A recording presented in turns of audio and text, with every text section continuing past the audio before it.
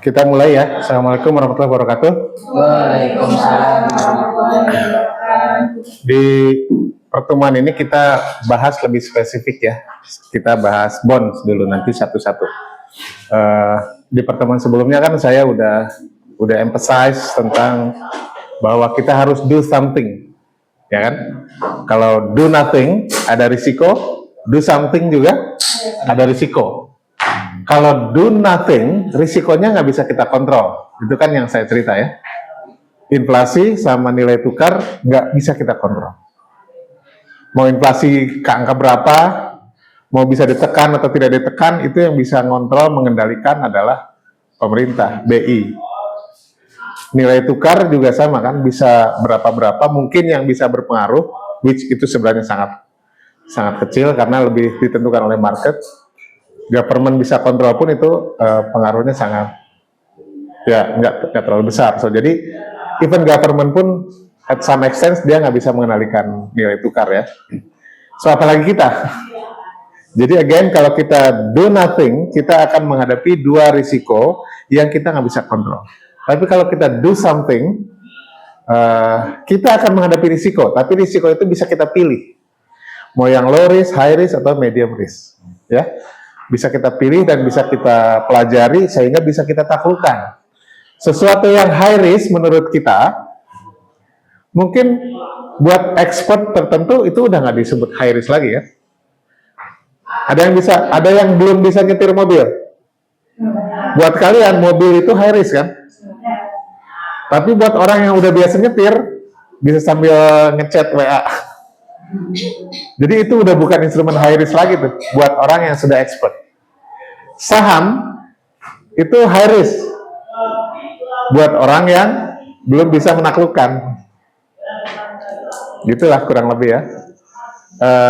Bisnis properti misalnya, bisnis F&B, bisnis online itu high risk bagi orang yang belum mendalami, belum menguasai ilmunya dan belum experience di situ. Tapi buat orang yang udah bergelut di situ, risiko itu bisa dikendalikan, gitu ya. So if we do something, kita akan menghadapi risiko, tapi risiko itu bisa kita kendalikan, bisa kita kontrol,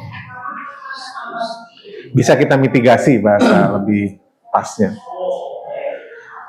Nah, tinggal pilih-pilih mah. Kalau misalnya belum bisa mengendalikan instrumen investasi yang high risk, exposure-nya dikurangi dulu, ya. Boleh kalaupun masuk, tapi motifnya untuk belajar ya. Jangan all in gitu, all in di kripto, padahal kita nggak menguasai kripto, ya. Jangan. Jadi kita kalaupun masuk buat pemula itu tujuannya buat belajar, gitu. So jadi mungkin buat pemula coba yang low risk dulu. Nah ini kemarin saya kasih spill sedikit ya. Kalau pengen pengen mengalahkan inflasi, pakai apa? Inflasi. Jangan lupa dong.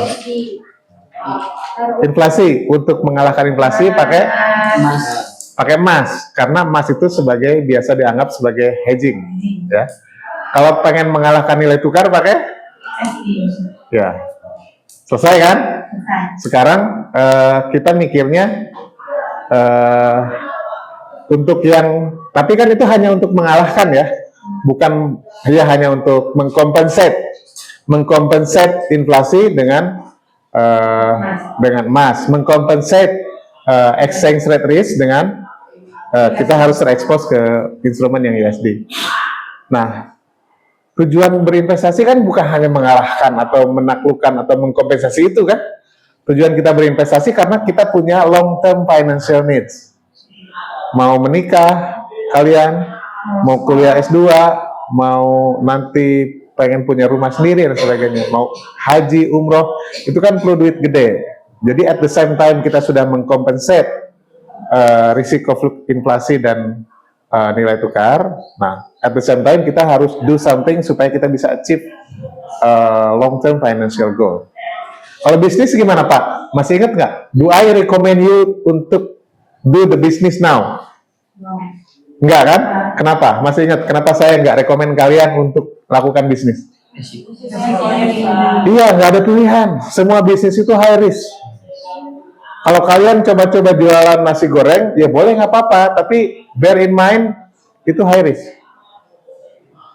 Kalau kalian mau coba-coba apapun, nggak apa-apa, go ahead. Namanya juga investasi terbaik buat kalian kan layar ke atas ya. Ya. Mau coba jualan nasi goreng, mau coba jadi affiliate, mau coba jualan online, mau coba apapun, terserah, silakan. Tapi motivasinya bukan cari duit. Motivasinya adalah to experience, to learn. But bear in mind, kalau kalian mau ke sektor yang real, itu risikonya sangat tinggi. Risiko tinggi, kumaha kalau saya jualan online? Oke, kalau kamu temenan, temenmu yakin nggak fraud? Itu udah risiko kan? Banyak sekali misalnya kerjasama adik kakak misalnya kan gitu ya. Si adeknya yang ngerjain apa, si kakaknya ngerjain apa. Ujung-ujungnya malah jadi berantem adik dan kakak. Gara-gara apa? Gara-gara miskom, gara-gara laporan keuangannya yang tidak transparan, gara-gara uangnya kepake dulu sama kegiatan ini. Lama-lama akhirnya jadi curiga. Itu dunia real sector seperti itu. Banyak miskom gara-gara transparansi keuangannya yang tidak benar. Kenapa transparansi keuangan nggak benar? Karena pencatatannya yang nggak rapi. Itu sering banget saya perhatiin. Jadi karena semuanya kan paper based kan, semuanya manual. Jadi sangat peluang untuk nggak reconcile antara satu dengan lain itu sangat tinggi. Gitu. So again, kalau kalian mau ke bisnis, tujuannya untuk belajar aja ya. Kalau ke investasi, yang sektor keuangan, nah ini kalian bisa atur mau yang low risk atau yang medium atau yang high. Oke? Nah, kita sekarang pelajari bonds. Bonds itu dalam konteks konvensional. Kalau konteks syariah, ada nggak produk serupa dengan bonds? Ada dong. Namanya apa? Sukuk ya. Bonds itu konteksnya konvensional, sukuk itu konteksnya syariah. Bonds dalam bahasa Indonesianya obligasi.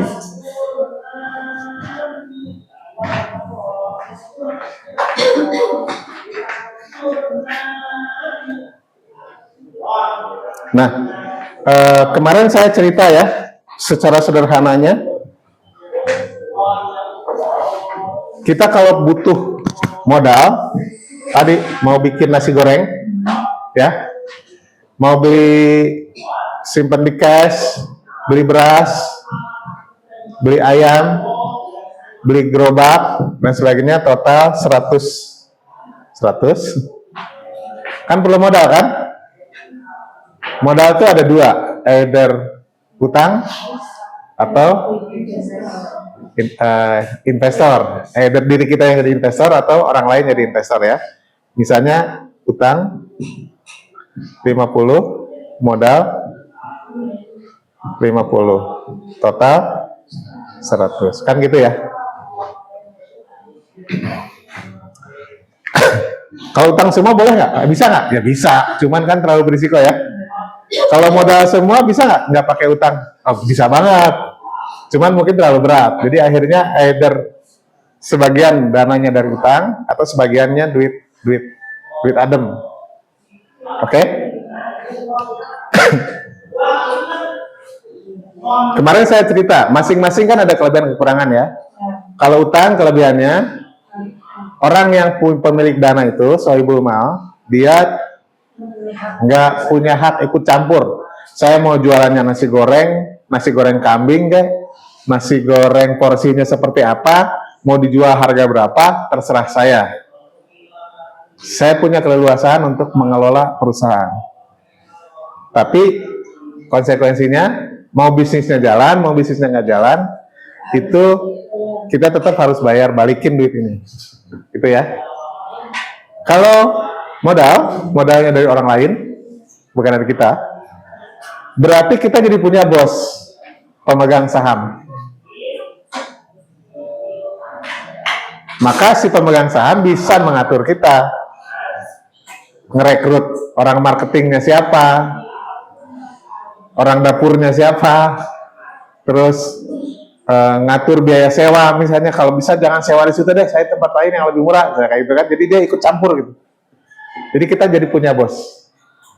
Kita sebagai mudharib, dia sebagai sahibul mal. Kita sebagai CEO, dia sebagai komisaris. Oke? Cuman enaknya apa?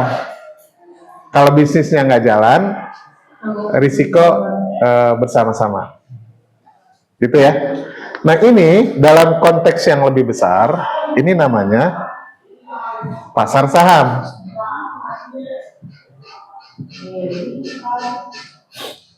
Ini dalam konteks yang lebih besar namanya pasar utang. Yang diterbitkan di pasar utang barangnya apa?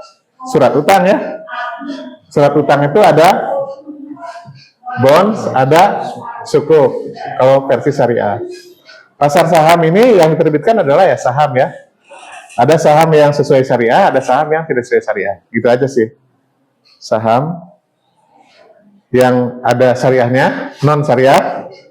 Ada saham yang syariah.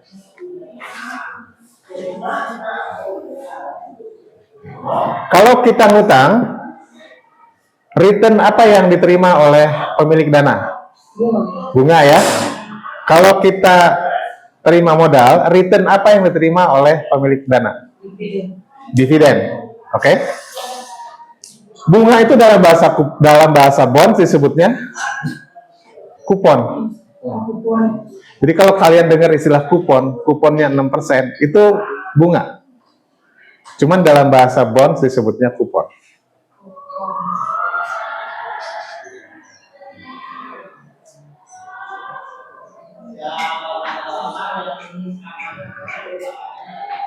Dividen tadi, kalau bahasa syariahnya adalah bagi hasil.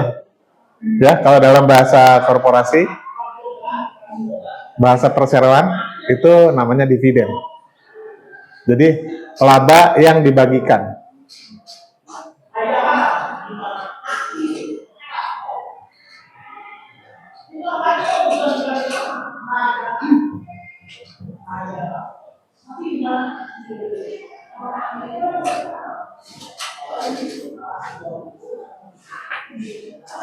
Tadi kita usaha nasi goreng tadi kita ya, usaha nasi goreng. Kalau kita ngutangnya ke si A, kita ngutangnya ke si A. Sementara untuk modal kita dibantu oleh si B. Oke? Si A kalau mau jual utang ke kita, bukan jual utangnya. Kita kan punya utang sama si A ya. Apapun yang terjadi kita wajib balikin. Suatu saat kalau si A-nya BU gimana? Dijual. Ya nggak bisa sesuai dengan kontrak, kan kita ada tenor ya, nggak bisa dijual ya. Jadi kalau si A, saya BU nih, bisa nggak duit yang 50 juta ini saya balikin deh segera? Nggak bisa, kita kan udah ada tenornya dong. Misalnya 5 tahun kayak berapa tahun gitu ya, dengan cicilan sekian, dengan bunga sekian, ya itu kan udah ada tenornya. Kalau kamu pengen duitnya buru-buru balik, ya ngerusak bisnis kita dong, ya. Jadi kalau kita jualannya yang skalanya kecil, orang ngasih pinjaman ya susah. Makanya dibikin pasar modal supaya si A ini kalau dia mau exit, kapanpun dia bisa exit. Dia jual ke si X misalnya, bisa kan? Itulah maka disebut pasar utang atau pasar bond market atau debt market, terserah bahasanya apa. So, jadi adanya pasar utang ini atau pasar obligasi lah ya. Karena supaya si A ini bisa fleksibel, kapanpun dia bisa beli, kapanpun dia bisa jual.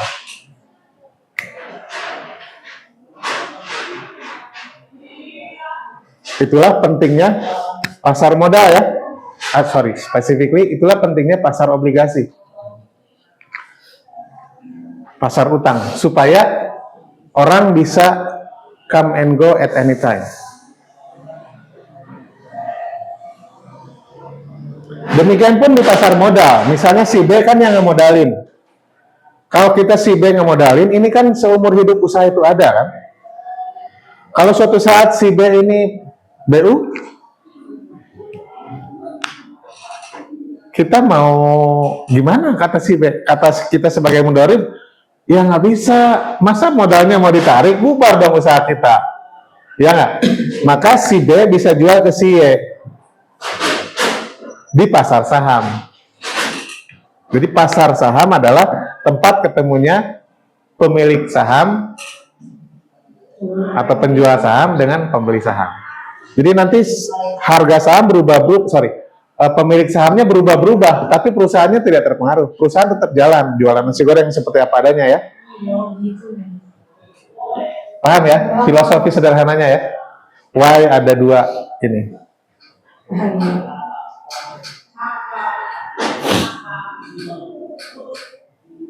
Dari si B pindah ke si Y, dari si Y pindah ke si Z, dari si Z pindah ke si, terserah. Yang jelas duit 50 ini berpindah-pindah nggak? Duit 50 yang di storyin si A, si B di awal ini tetap ada di neraca kan? Iya. Cuman ketika misalnya kepemilikannya dipindah dari si B ke si Y, maka 50 ini menjadi haknya si Y. Kayak kalau kalian perhatiin sawah-sawah ya kan ada penggarap, ada pemilik sawah, ada penggarap sawah kan. Kata si penggarap, terserah lo mau dijual beliin sama siapa, sawah ini gue yang garap. Gitu kan? Iya. Kan gitu, sawahnya saya yang beli. Oke, jadi saya yang berhubungan dengan penggarap. Nanti penggarap ngasih bagi hasil ke saya. Besok saya jual ke siapa? Abdul lagi. Saya jual ke Abdul. Nanti si penggarap berhubungannya dengan si Abdul. Abdul jual ke siapa yang kalian yang perempuan. Ya sawahnya berpindah-pindah, sertifikat pemilikan sawahnya berpindah-pindah, tapi yang garap tetap si garap aja, dia tetap menghasilkan padi ya, berhubungan dengan hama kayak gitu, terus cari urea, ya bisnis as usual, cuman pemiliknya yang pindah-pindah. Nah sama ini ya, saham ketika pindah pemiliknya dari B ke si Y, pindah ke si Z, pindah ke siapapun, bisnis runs as usual. Demikian pun utang. Kalau saya punya utang, saya ngutangin ya. Saya sebagai si A, saya ngutangin ke pengusaha ini. Dia kan wajib mengembalikan bunga dan cicilan ya. Suatu saat saya jual ke si X, si pengusaha tetap aja balikin ya. Balikin cicilan dan bunga yang asalnya dibayarinnya sama si A, dipindahin ke si X. Nanti si X pindahin lagi ke dan sebagainya. Suka-suka. Yang penting itu terjadinya di pasar utang. Nah, dua pasar ini disebutnya pasar modal, capital market. Dua pasar ini disebutnya capital market, pasar modal. Oh iya, pasar modal. Ya.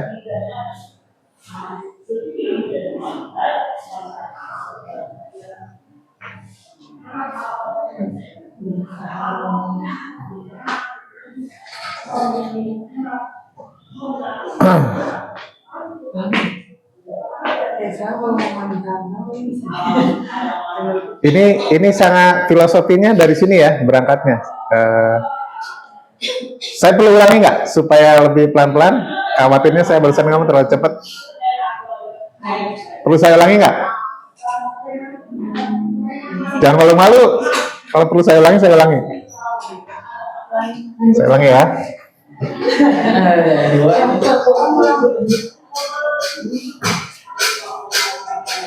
Kalau ulangi, saya nggak banyak ngomong, tapi saya banyak nanya ya.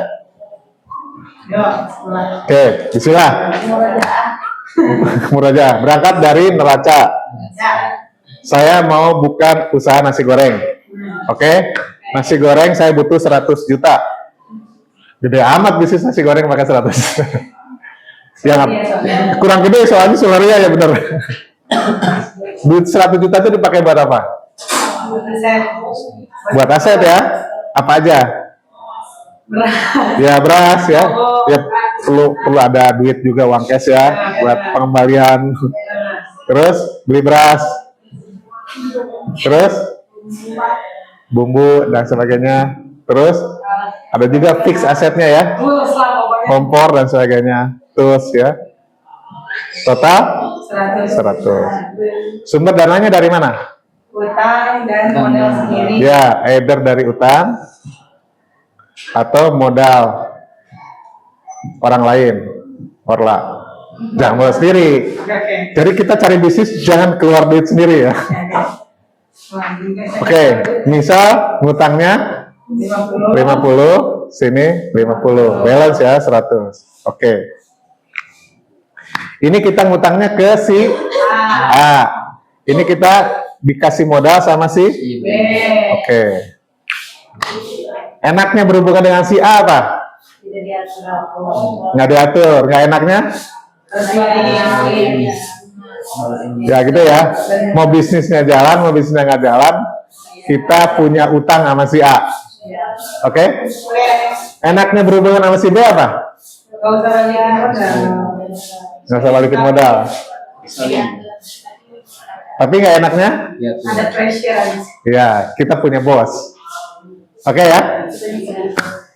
Kalau bisnis nasi goreng, si A, B, U, bisa kita layani nggak? Kita sebagai mudharib nih. Si A-nya BU, Pak, uangnya 50 saya tarik ya. Saya mau ngulihin anak. Bisa kita layani nggak? Tidak. Nggak bisa ya. Ya, kalau si B ini, bisa nggak? Nggak bisa juga. Nggak bisa juga. Apa konsekuensinya kalau uang ini ditarik? Nanti Bubar. terganggu bisnisnya. Iya, bisnis kita bubar dong. Duit 50 ditarik, duit 100 ditarik. Pertama bisnisnya bubar, kedua emang nariknya pakai apa? Iya. Yang berupa cash di sini kan paling cuma 10, sisanya kan di sini. Kompornya Sudah kasih. Bekasnya kompor. Iya kan? Apa yang ditarik? Kalau memang mau ditarik, mau dibubarin, ya udah Pak, ambil aja nih beras, kompor, ya. Uang sewa nggak bisa ditarik kan? Iya. Lu tempatin aja tuh ruko. Gitu. Kuliahnya di rumah. Kalau sama si B bisa ngomong gitu. Kalau si B mau tarik duit, lu tarik aja di bisnisnya, ambil. Tapi kalau sama si A nggak bisa. Lu harus balikin 50 ini. Cuman kan kalau lu bisa nariknya, lu kan nggak bisa narik sembarangan dong. Kan kita ada tenornya, Iya. ya. Nah itulah, maka kemudian kalau di ukuran yang lebih besar, maka ketika diciptakan pasar hutang, maka si A bisa jual ke Orang lain. si X. Kalau si B bisa jual ke si Y. Ini di pasar Modal sama pasar saham. saham. Dua pasar ini disebutnya pasar modal. Ya, pasar modal itu bahasa Inggrisnya capital market. Jadi ini bisa beralih kepemilikannya ya. Duit 50 juta ini beralih kepemilikannya dari si B ke si Y.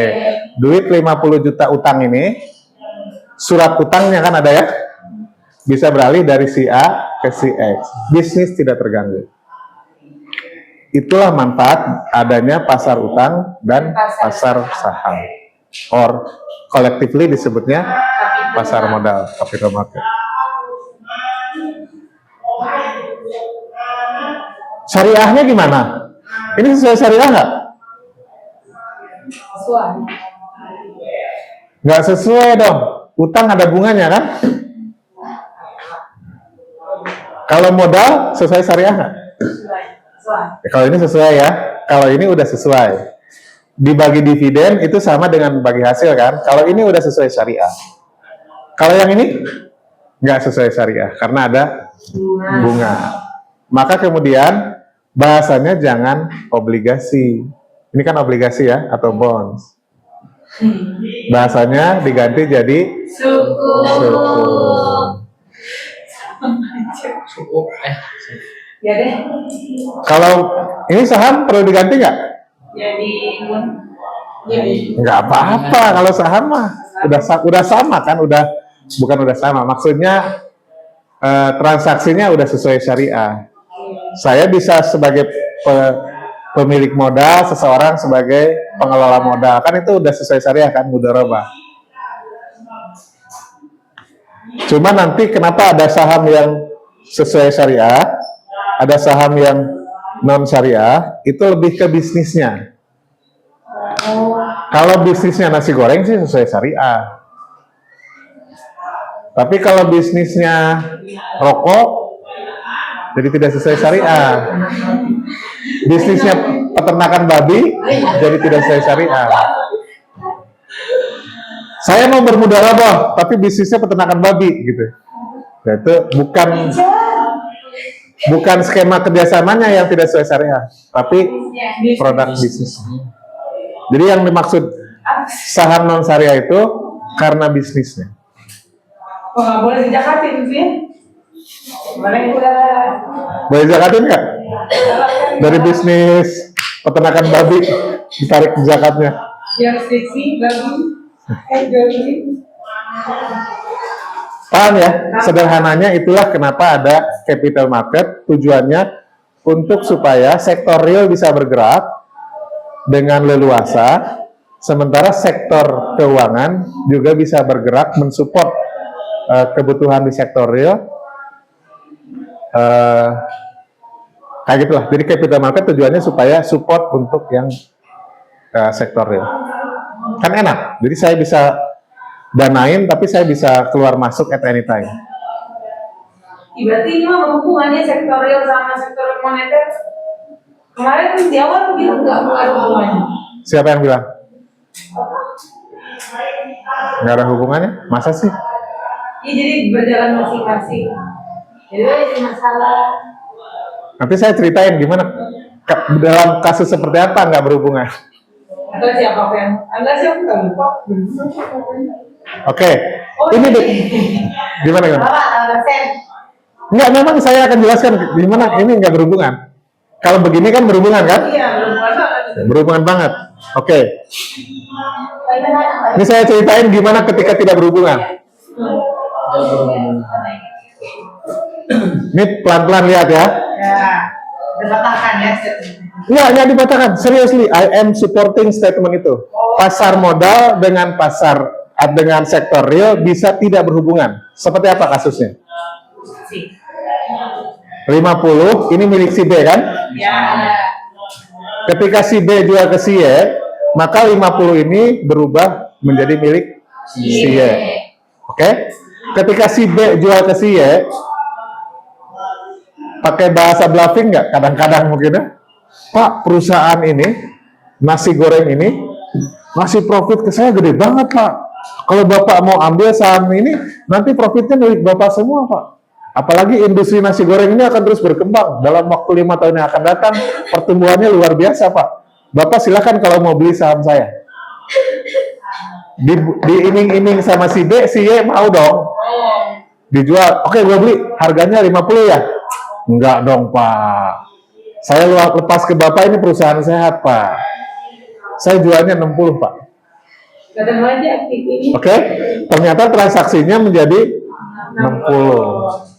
Duit 60 ini masuk nggak ke neraca? Masuknya ke si B. Jadi si B yang asalnya keluar duit 50, dia exit terima duit 60. Si B yang asalnya hanya terima dividen, sekarang dia terima Modal dan cuan 50 juta. Ya kan? Ini istilahnya itu gain.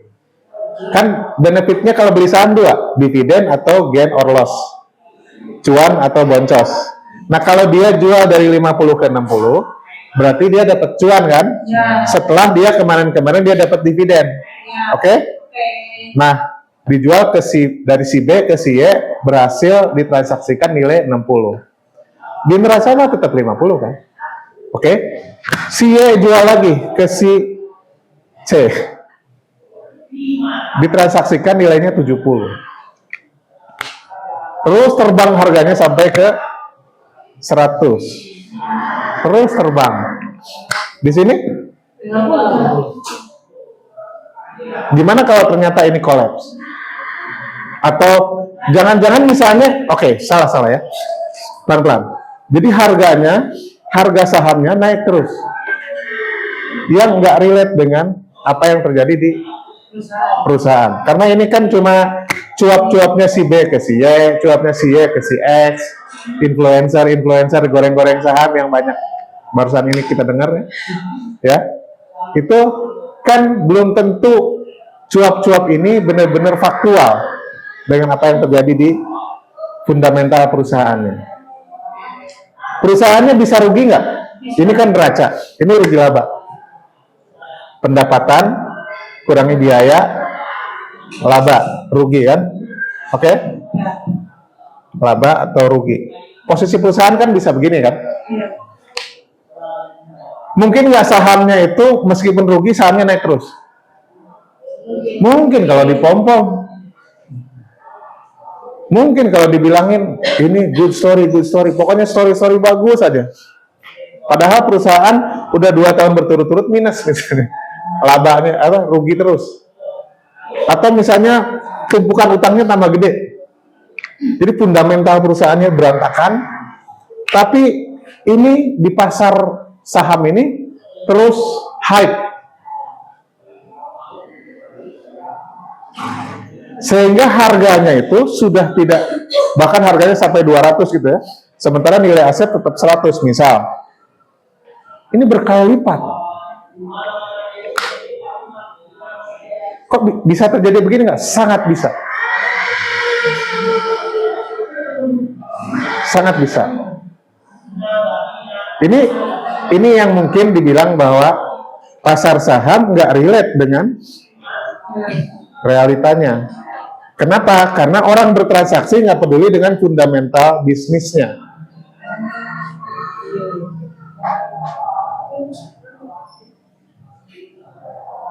Emang kalau dia beli nggak merhatiin perusahaannya, nggak takut gimana-gimana gitu?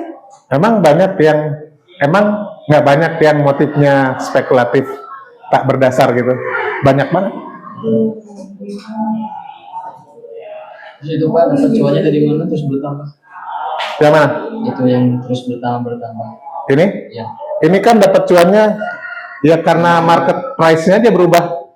Kenapa harganya naik dari 60 ke 70? Karena demand-nya lebih banyak daripada supply-nya. Misalnya gini deh, kenapa si Y mau beli sahamnya si B senilai 60? Macam-macam kan? Bisa jadi si Y itu bersaing dengan yang lain-lain untuk memperebutkan sahamnya si B. Sehingga si B jadi banyak pilihan. Gue bisa jual ke si Y harga 60, kalau jual ke si ini dia nawarnya 55, si ini nawar 40, gue ignore. Yaudah gue jualnya ke si Y. Kenapa si Y misalnya punya berani harga 60 kayak lelang gitu ya? Karena mungkin dia punya hitung-hitungan, lihat laporan keuangannya dia di awal-awal dan sebagainya, atau lihat prospek bisnis, lihat ekonomi makro, ini kayaknya ini akan growing, maka dia berani di harga 60. So, gampangnya adalah kenapa harganya naik terus? Karena demand-nya tinggi. Sementara supply-nya cuma satu, pemiliknya si B, misal. Makanya harga naik karena supply demand. Balik lagi ya ke dasar ekonomi mikro.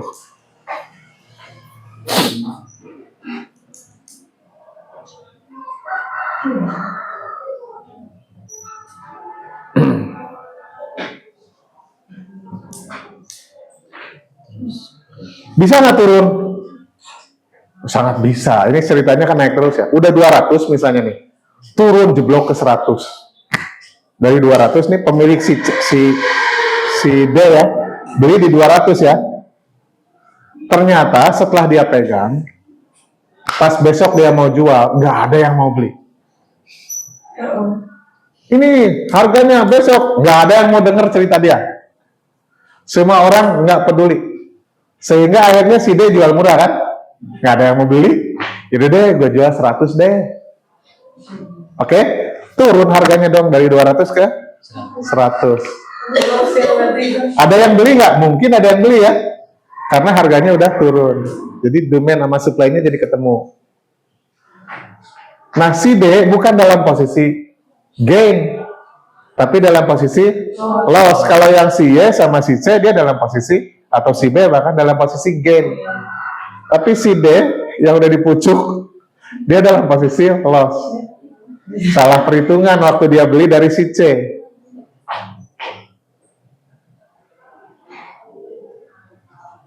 Kenapa market turun ke D? Bisa jadi karena penyebabnya fundamental bisnisnya, bisa jadi karena kondisi ekonomi makro. Ada istilahnya nanti spesifik, lebih dibahas. Ada dua penyebab kenapa dia turun. Ada penyebabnya fundamental bisnisnya, atau ada penyebabnya ekonomi makro. Kalau bahasa keuangannya ada unsystemic risk dan ada systemic risk. Bahasa gampangnya, kalau unsystemic itu yang kaitannya dengan bisnisnya. Tapi kalau yang sistemik, yang sistem keuangan, ekonomi makronya. Jadi kalau misalnya tiba-tiba Trump ngeluarin kebijakan apa, itu berpengaruh. Tiba-tiba MSCI kemarin nurunin whatever, negor di SIPEC dengan akhirnya jadi turun. Jadi sentimen masyarakat jadi negatif. Nggak mau saya nggak mau berbisnis di Indonesia misalnya. Atau misalnya suku bunga tiba-tiba naik. Kalau suku bunga tiba-tiba naik, orang kan nggak mau investasi di pasar keuangan.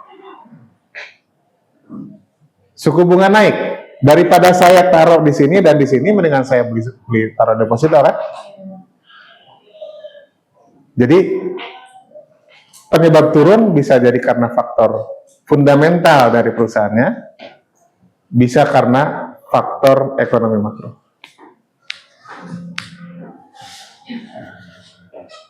Kalau di surat utang, bonds atau sukuk, ada naik turun harga nggak? Ketika dari si A ke si X, mungkin nggak? Kan ini si A nih punya uangnya 50 kan? Mungkin nggak si A nawarinnya itu ke 60? Atau nawarinnya ke 40? Mungkin ya. Kembali ke supply demand. Si A kan lagi BU. Si X ogah-ogahan. Dan nggak ada yang prospek untuk mau membeli surat utang si A ini. Jadi terpaksa akhirnya harganya turun.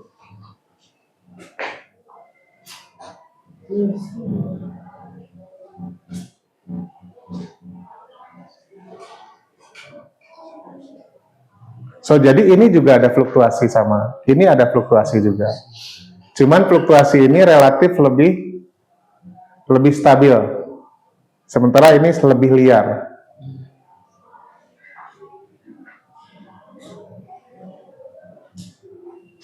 Kalau kalian beli saham, kalian itu akan beli instrumen yang fluktuatif. Kalau kalian belinya surat utang, tetap ada risiko fluktuasi, tapi lebih landai.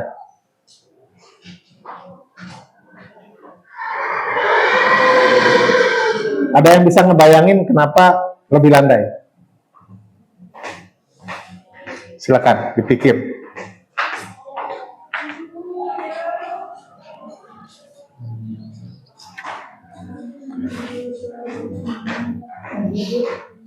Kenapa kalau saya beli sukuk atau bonds itu lebih less volatile dibandingkan dengan beli ini, sangat volatile.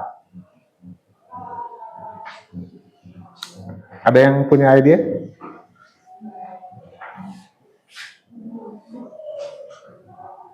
Makanya ini disebut low risk, yang ini high risk. Karena ini less volatile, yang ini sangat volatile.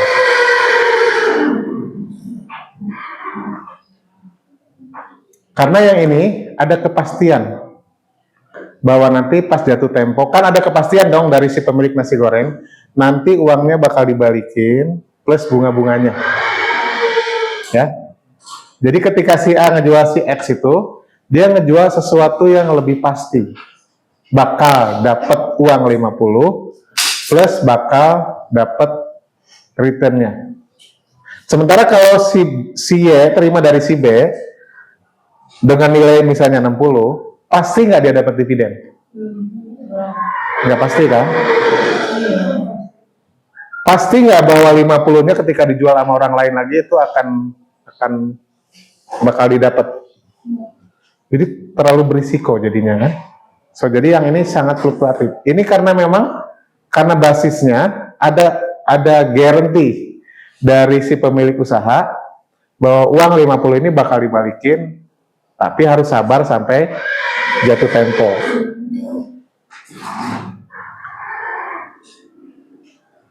Sehingga harga tidak fluktuatif.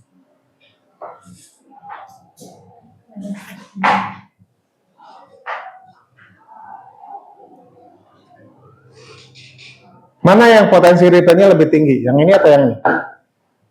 Dari sisi customer, dari sisi investor.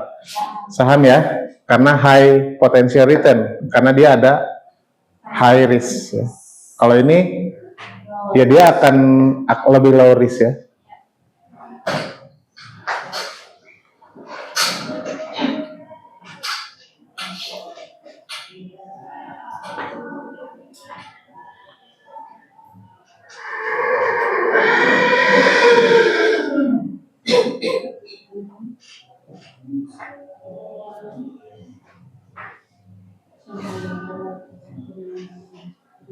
So, jadi terjawab ya, masih berhubungan nggak antara sektor keuangan atau pasar keuangan dengan sektor bisnis? Bisa jadi tidak terlalu, nggak ada urusan gitu ya. Harganya naik turun ke berapapun, bisa jadi nggak relate dengan bisnisnya.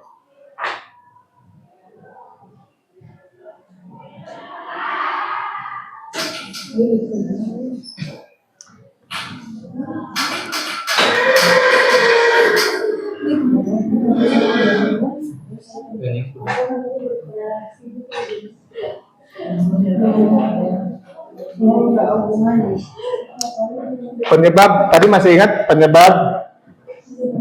penyebab fluktuasi si produk keuangan, mau saham kayak apapun dan sebagainya. Penyebabnya tadi saya bilang ada dua ya.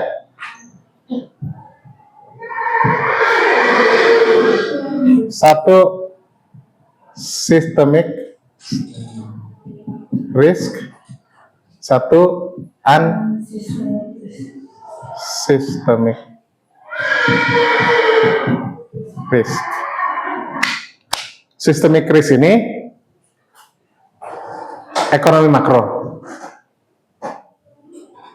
Unsystemic risk fundamental bisnis perusahaan.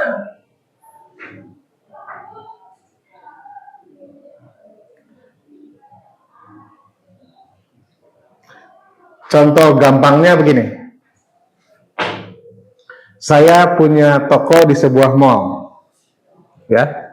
Atau saya punya kios di sebuah pasar.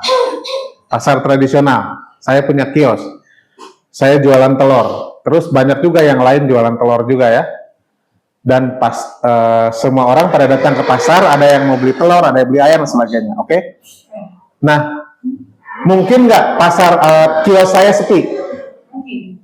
Kalau kios saya sepi sendirian, sementara yang lain rame, berarti ada yang salah dengan produk saya. Ya, misalnya lihat kiri kanan, kok yang lain sih banyak customer, kok gua doang yang sepi? Berarti itu unsystemic risk. Mungkin toko kita jelek, pelayanan kita jelek, mungkin barang kita jelek, sehingga orang nggak datang. Yang lain rame, berarti nothing wrong with systemicnya. Tapi something wrong dengan unsystemic.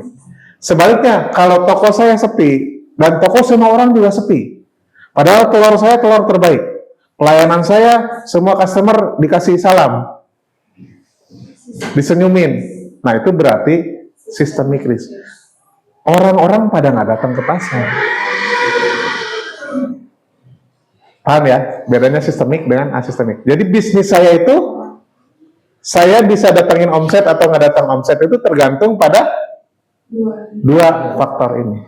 Bisa jadi saya dapat omset tinggi, bisa jadi saya dapat omset yang sangat rendah. Jadi kalau bisnis kita nih jelek nih, pikirin gara-gara sistemik atau gara-gara unsistemik. Nah, sama harga saham itu atau harga bond itu naik turun itu perhatiin. itu karena sistemik atau karena unsistemik? Misal saya beli saham BCA saat ini, harganya turunnya gila-gilaan. Lihat laporan keuangannya. Kok profitnya tinggi, naik terus, tiap tahun naik terus? Kenapa harga sahamnya turun ya? Ada yang salah nggak dengan unsistemiknya? Nggak ada. Labanya naik terus. Dividennya dibagi-bagi terus. Terus kenapa harganya turun? Oh, unsistemik. Masalah. Sistem. Iya. Masalah ekonomi makro. Kalau suku bunganya tinggi, orang nggak mau masuk pasar modal. Ya ngapain saya masuk pasar modal? Mendingan masuk money market aja. Ya. Buka deposito. Buka deposito kalau di bank digital bisa 6%, bahkan sampai 8% per tahun. Ngapain saya beli saham atau beli sukuk? Yang returnnya sukuk juga cuma 6%. So, jadi kalau suku bunga tinggi, definitely pasar modal ini tinggal. Atau inflasi tinggi. Masih ingat kalau inflasi tinggi, maka suku bunga akibatnya tinggi. Iya, misalnya. Ya, kalau inflasi tinggi maka suku bunga tinggi. Kalau suku bunga tinggi maka menderita ke systemic risk. Oke. Nah, ketika kita lihat secara unsistemik nggak ada masalah, tapi secara sistemiknya ini nggak masalah, secara sistemik masalah, maka harga akan jatuh. Perusahaannya jatuh nggak? Enggak. BCA sekarang baik-baik aja, BRI sekarang baik-baik aja, tapi harga sahamnya jatuh. So, jadi ini kayak nggak relate kan jadinya. Perusahaannya nggak. Jadi harga jatuh itu tidak serta-merta artinya bahwa perusahaannya kinerjanya buruk. Ya, sekarang.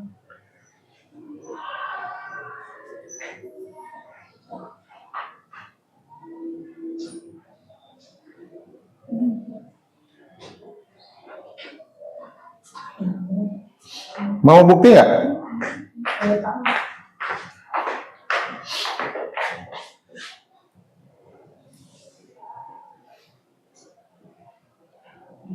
Nih, baru diomongin BCA harganya turun kan? Tuh. Baik ya. Dari pertengahan 2025 sampai sekarang 2026 turun. Setelah sebelumnya naik-naik ke puncak gunung, turun. Sahamnya ya. Kenapa? Sahamnya. Iya, harga sahamnya. Kalau ketika jatuh bagus nggak kalau apa? Ntar dulu, saya jelasin dulu sistemik sama unsistemik ya. Ini harganya turun, kita lihat ini karena sistemik atau unsistemik. Jangan judge dulu, lihat dulu. Saya lihat fundamentalnya. Ya, laporan boleh, Kak.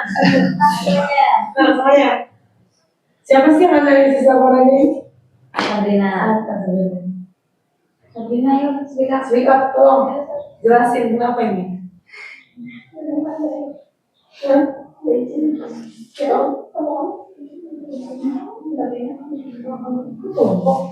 Analisis yang masing-masing. Yang apa-apa ya. Baik, efek laporan. Tuh lihat laporan keuangannya, sama kalian kelihatan nggak? Ini profitnya. Naik terus kan? 2021 segini, 2022 segini, 2023 segini, 2024 segini, 2025 lebih tinggi lagi. Kenapa turun?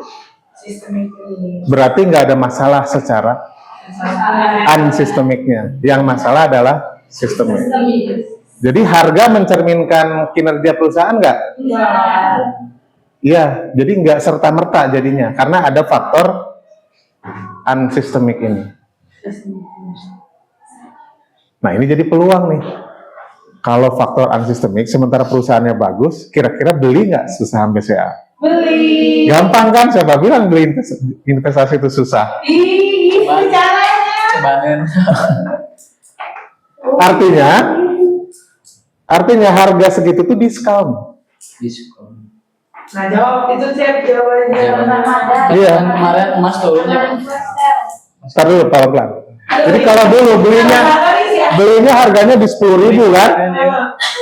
Pas ada masalah sistemik, sementara unsistemiknya nggak ada masalah, harga turun dari 10.000 ke 7.000-an, diskon 30%.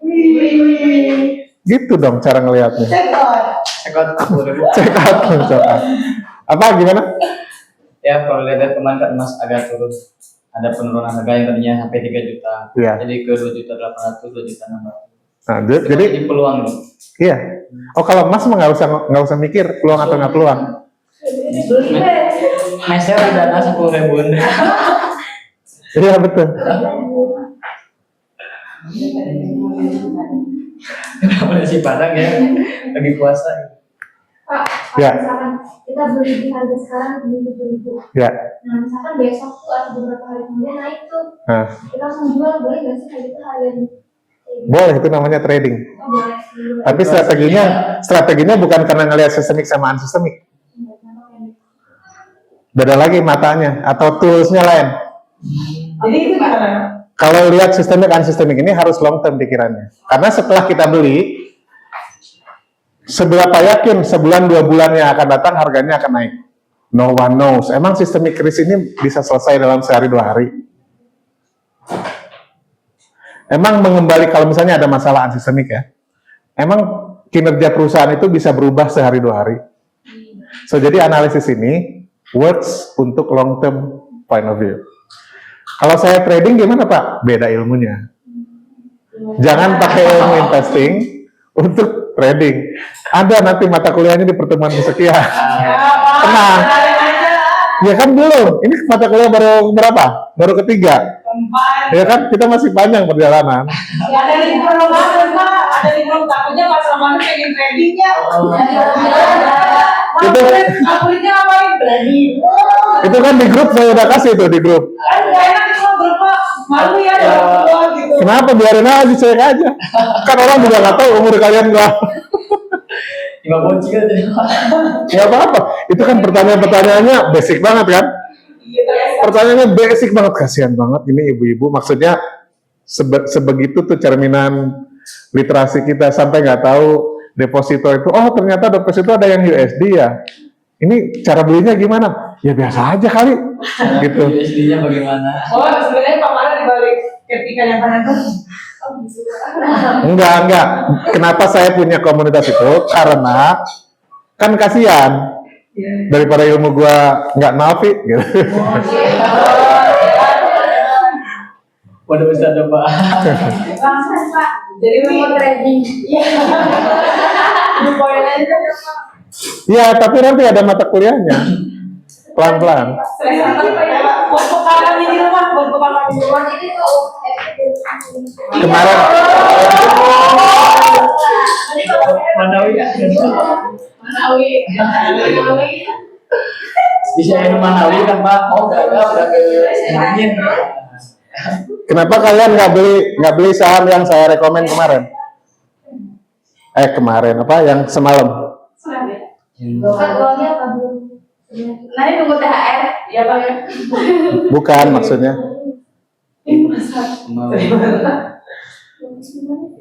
Dia di Toyota Motor. Ya, juga yang punya HP baru.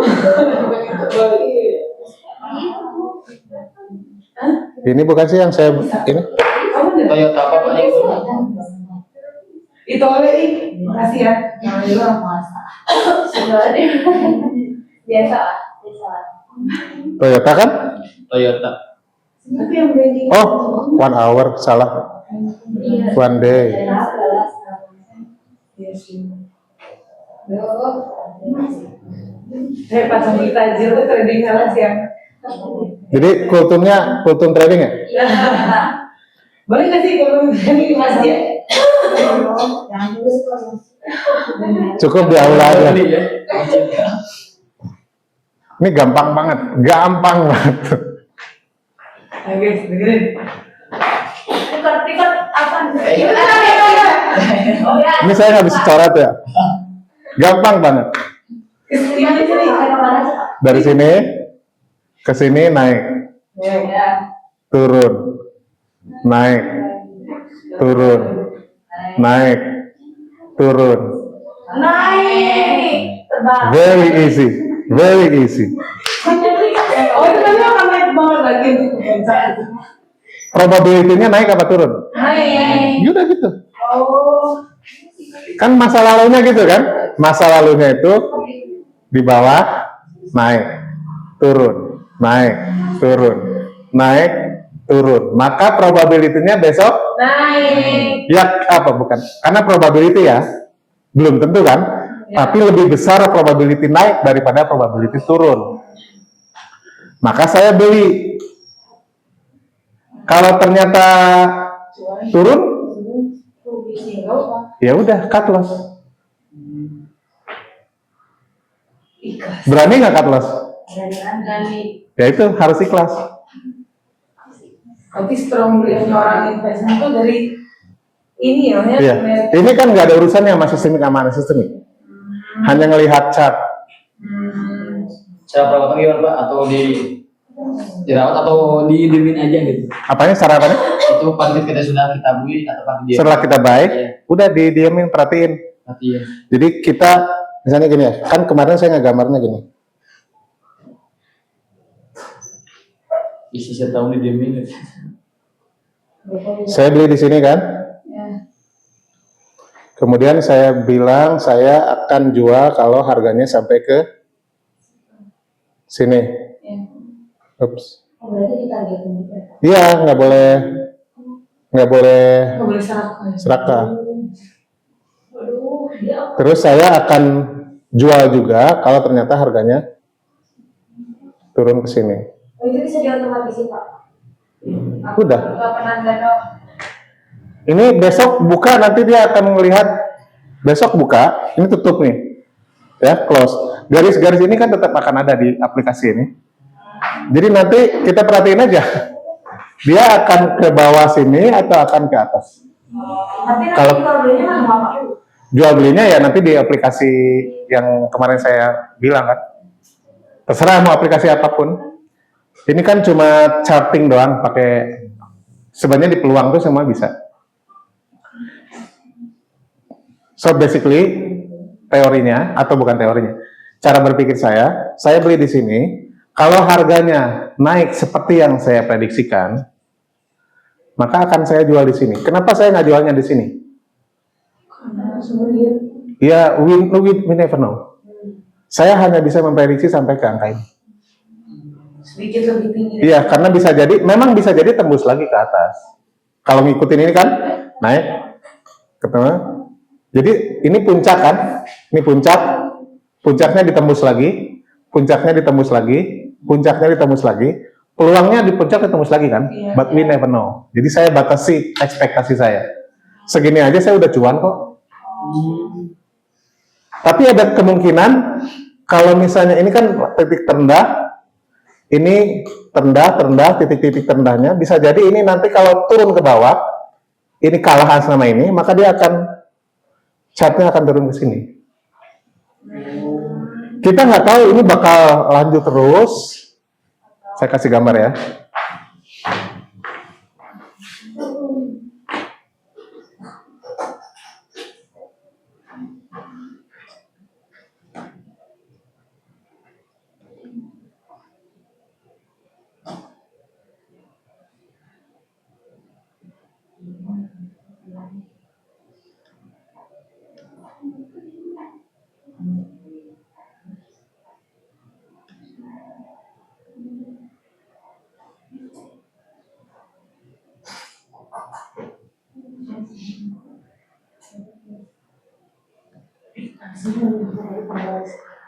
Ini bukannya kita apakah harga akan ngikutin channel yang saya bikin ini? Saya nggak tahu. Harapannya sih begitu ya. Tapi gimana kalau ternyata kalau ngikutin ini berarti kalau ngikutin ini nih, karena masa lalunya kan gitu kan, nggak jauh-jauh dari lorong yang saya bikin kan. Sini turun lagi, ketemu ini turun lagi. Kalau ketemu ke bawah dia mental lagi, dari mental turun. Mental ini mental lagi ke atas. Maka dia akan ke sini dong. Tapi saya nggak tahu. Gimana kalau ternyata harga turun ke sini? Misal gini ya. Keluar dari Berarti titik yang terendah ini terkalahkan sama titik terendah yang ini kan? Nah ini bahaya. Makanya saya kasih titik cut loss-nya di sini. Kalau ternyata harga besok di sini, ya titik terendahnya yang ini kalah sama yang ini, maka besar kemungkinan dia akan turun terus. Kan saya bisa ngegambar juga begini.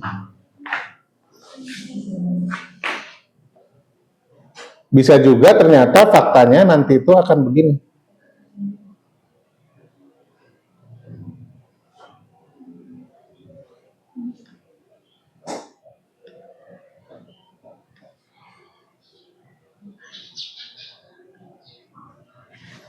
Kalau gitu gimana? Kalau begini ternyata jangan-jangan dia itu nanti larinya ke bawah sini. So we never know. Cuman menurut kita kalau lihat experience sejak Desember lalu, dia probability-nya lebih besar ke atas atau lebih besar ke bawah? Tentunya lebih besar ke atas. Dan saya bikin trading plan. Saya beli sekarang, saya jual di sini. Saya nggak expect di sini. Dan kalau turun, saya langsung jual karena besar peluang dia akan longsor.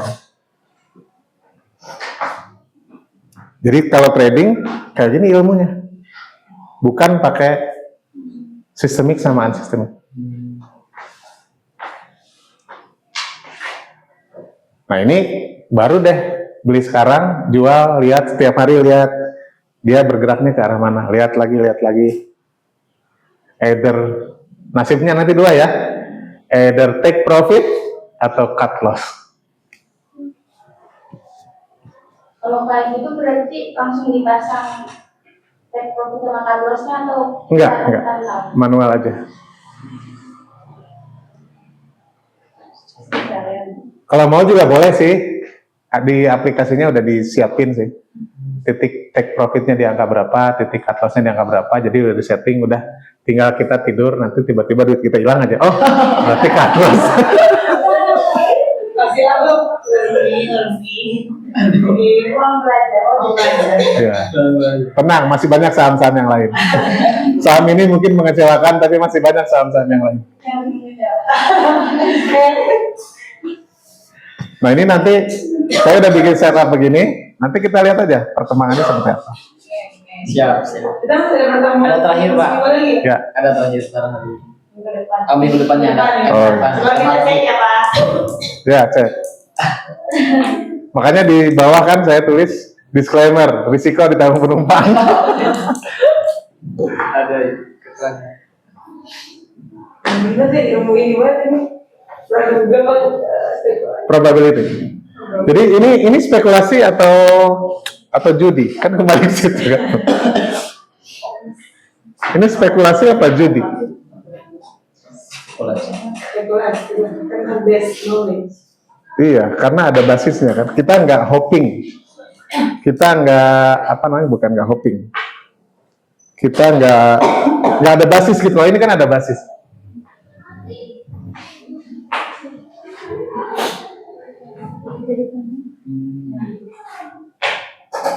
Udah habis waktunya ya.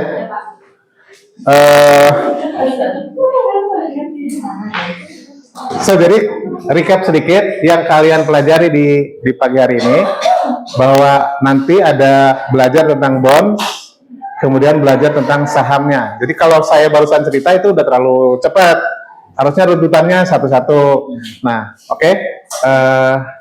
Karena kita belajarnya investasi dan pasar modal syariah, maka kalian harus berpikirnya long term kalau pelajaran ini. Kalau yang barusan ini cuma iseng-iseng belajar, itu ilmunya beda, mata kuliahnya lain. Nah, kalian berarti sekarang udah tahu kenapa ada bonds, basisnya kaitannya dengan neraca seperti apa, dan kenapa ada saham, basisnya kaitannya dengan neraca seperti apa.